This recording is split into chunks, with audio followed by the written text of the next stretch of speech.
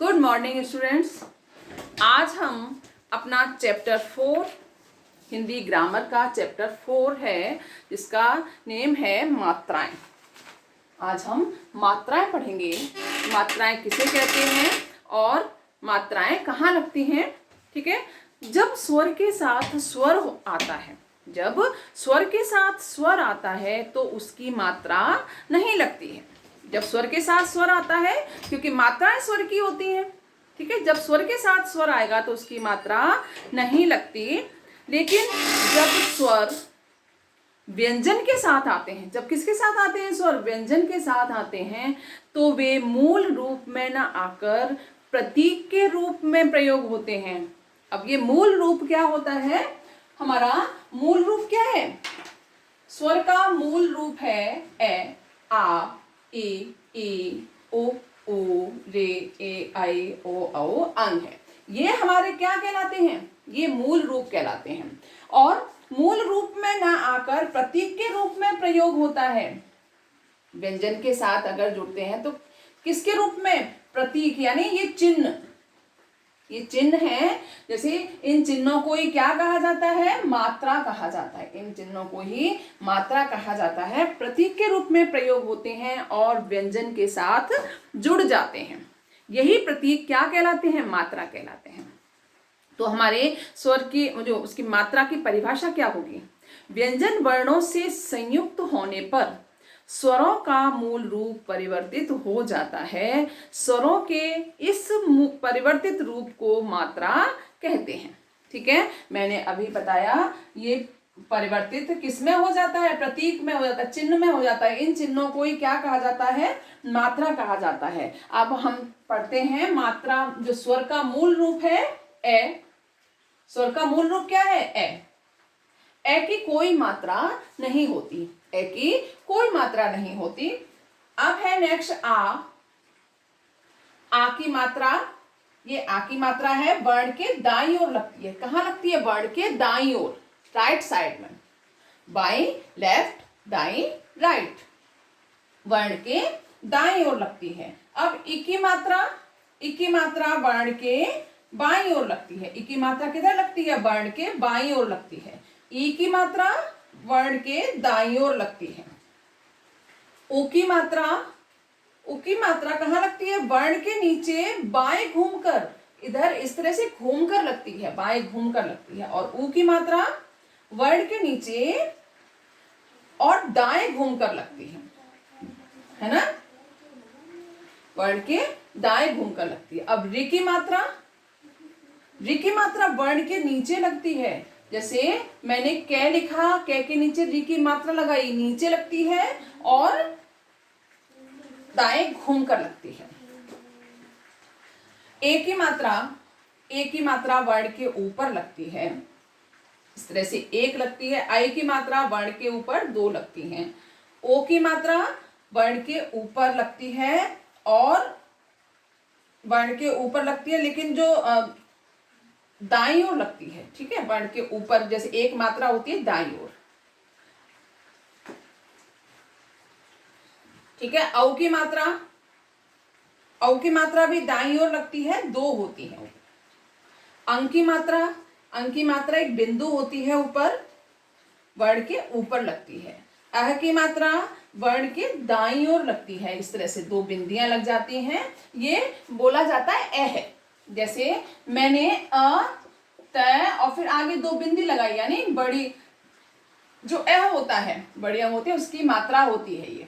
तो कैसे बोला जाएगा, अतः है, अतः, अतः बोला जाता है। ठीक है, तो ये हमारी मात्राएं हुई। ठीक है, स्वर के मूल रूप और मात्रा रूप। ठीक है, अब नेक्स्ट क्वेश्चन है पेज नंबर 16 पर, मात्रा किसे कहते हैं, हमने मात्रा की परिभाषा बताई। व्यंजन वर्णों से संयुक्त होने पर स्वरों का मूल रूप परिवर्तित हो जाता है। स्वरों के इस परिवर्तित रूप को मात्रा कहते हैं। जैसे मैंने कै वर्ण लिखा और इसमें स्वर मिला दिया, कौन सा, ई कर दिया, चलो ठीक है, कै व्यंजन हो गया है ना, और इसमें हमने स्वर लिखा तो ये इसका रूप परिवर्तित होके किस तरह हो जाएगा की। ये प्रतीक लग जाएगा, चिन्ह लग जाएगा, यानी मात्रा लग जाएगी। क्या हो जाएगा की हो जाएगा। ठीक है, अब नेक्स्ट क्वेश्चन है हमारा है किस स्वर की मात्रा नहीं होती, किस स्वर की मात्रा नहीं होती। मैंने बताया आपको ए स्वर की मात्रा नहीं होती। मात्राएं किन वर्णों पर लगती हैं, मात्राएं व्यंजन वर्णों पर लगती हैं। मात्राएं केवल किसमें लगती हैं, व्यंजन वर्णों पर ही लगती हैं। दिए गए नेक्स्ट क्वेश्चन है दिए गए व्यंजन वर्ण को उनकी मात्रा युक्त व्यंजन वर्ण से मिलान कीजिए। जैसे च को ची से मिलाना है, च को किससे मिलाना है, ये हमारा सेकंड क्वेश्चन का च को किससे मिलाएंगे, ची से मिला देंगे। ठीक है, ज को जय से मिला देंगे, दे को दा से मिला देंगे और फे को फो से मिला देंगे। ठीक है, अब पेज नंबर 17 पर थर्ड क्वेश्चन है हमारा निम्नलिखित वर्णों के व्यंजन एवं स्वर रूपों को अलग करके रिक्त स्थानों में लिखिए। जैसे गी लिखा, गी लिखा हमने, थर्ड का क है, गी लिखा हुआ है, इसको हम इसको क्या करना है, इसमें जो व्यंजन है जो स्वर है उनको अलग अलग करना है। ठीक है, जैसे गे हलंत लगाया है नीचे, हमारा व्यंजन स्वर के साथ मिला हुआ है, व्यंजन है तो अलग आधा है, आधा समझा जाता है, इसके साथ स्वर अगर मिल जाता है तो वो पूरा हो जाता है।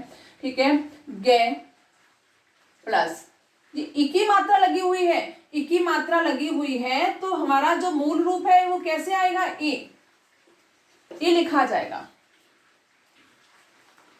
ठीक है, अब नेक्स्ट है हमारा खे, गा, गे प्लस आ की मात्रा लगी हुई है तो आ मूल रूप क्या लिखा जाएगा, आ लिखा जाएगा।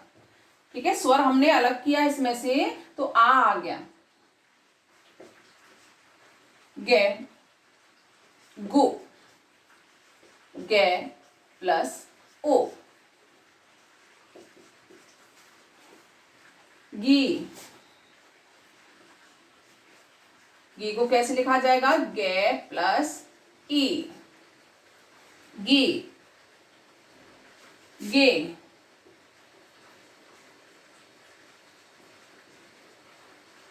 गे प्लस ए, गे, गु, गे प्लस उ।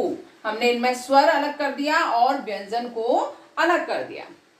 अब हमारा नेक्स्ट क्वेश्चन है 4। नेक्स्ट क्वेश्चन 4 है किस स्वर की मात्रा नहीं होती।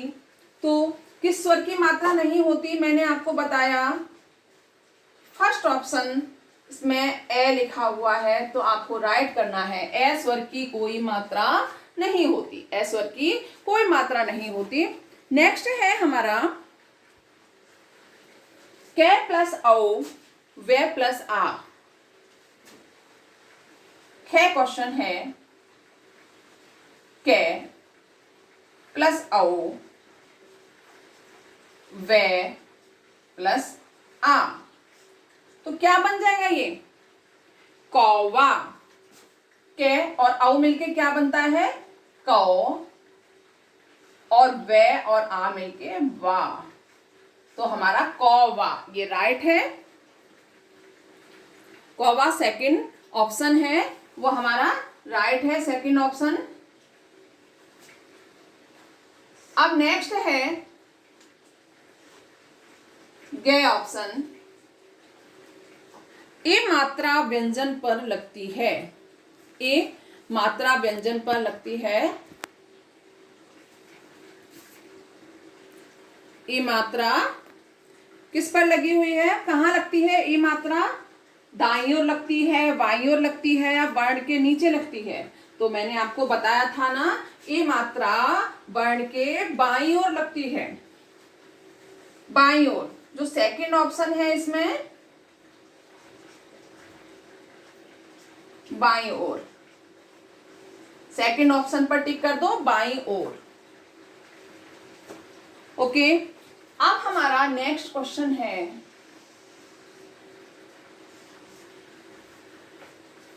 नेक्स्ट क्वेश्चन है हमारा 5।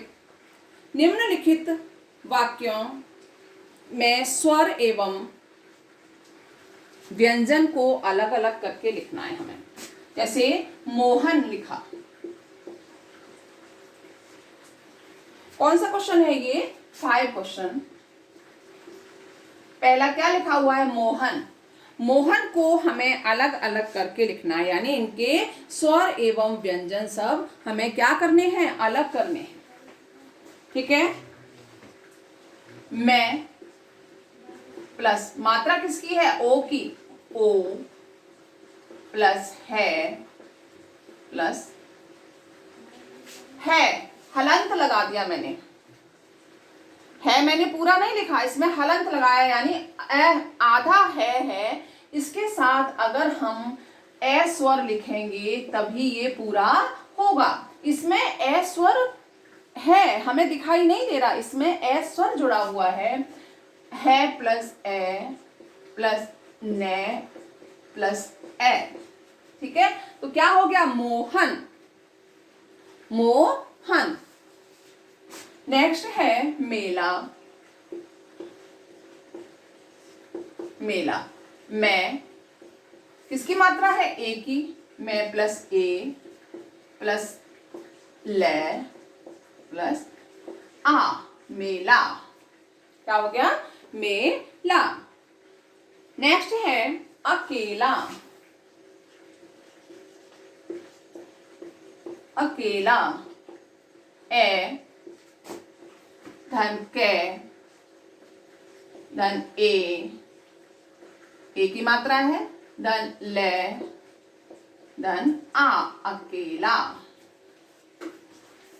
अकेला। नेक्स्ट है तुम, तुम। टे प्लस ओ, टे प्लस ओ, तो और मैं प्लस ए, तुम, है ना। मैं के आगे स्वर लगा हुआ है, मैं में स्वर जुड़ा हुआ है, कौन सा? ए जुड़ा हुआ है, कोई मात्रा नहीं होती, लेकिन उसको हमने अलग किया, तो मैं के नीचे हलंत लगाया और ए को लिख दिया, तुम। आकार, नेक्स्ट क्या है? आकार, आकार। आ प्लस के प्लस आ। ठीक है, ये स्वर है, ये तो अलग लिखा जाएगा, लेकिन जो व्यंजन और स्वर हैं उनको हम अलग अलग करके लिखते हैं। तो के में किसकी मात्रा लगी है? आ की लगी हुई है, के प्लस आ प्लस रे प्लस ए, आकार। नेक्स्ट है साकार, साकार। से प्लस आ क्या हो गया? सा, से प्लस आ क्या हो गया? सा। के प्लस आ, सा का, और रे प्लस ए, साकार। ठीक है, ये क्या हो गया? साकार। नेक्स्ट है हमारा 6 क्वेश्चन। निम्नलिखित व्यंजन वर्णों में अलग अलग मात्राएं लगाकर दो दो नए शब्द बनाइए। निम्नलिखित व्यंजन वर्णों में अलग अलग मात्राएं लगाकर दो दो शब्द बनाइए। जैसे ते और ले, ऐसा शब्द बनाना है हमें जैसे उसमें ते और ले आए। ठीक है, तो हमने एक बना दिया ताल और दूसरा बना दिया तिल। ताल बना दिया और तिल बना दिया। इसी तरह से है और कैसे शब्द बनाना है हमें, तो मैंने बना दिया हाथ और हाथी। घ और ड़े वाले शब्द बनाने हैं, घड़ी, और दूसरा बना दिया घड़ा। भय और ले वाले शब्द बनाने हैं, भाल, दूसरा हो गया भला। नेक्स्ट है दे और दे वाले शब्द बनाने हैं हमें, दादा, दादी। ठीक है, तो ये हमारा चैप्टर 4 मात्राएं ये हमारा कंप्लीट हुआ। आपको समझ आया होगा कि हैव अ नाइस डे।